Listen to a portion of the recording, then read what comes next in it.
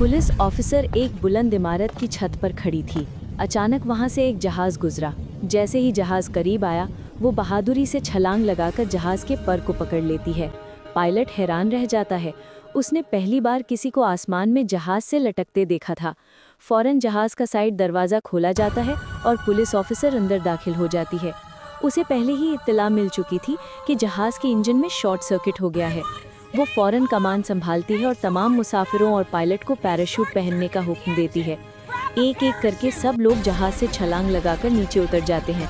सब महफूज रहते हैं, मगर अब पुलिस ऑफिसर अकेली रह जाती है।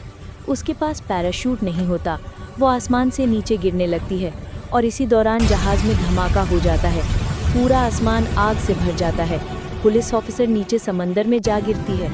ज़मीन पर सब मुसाफिर महफूज पहुंच चुके होते हैं, मगर इस बहादुर खातून का कोई पता नहीं चलता।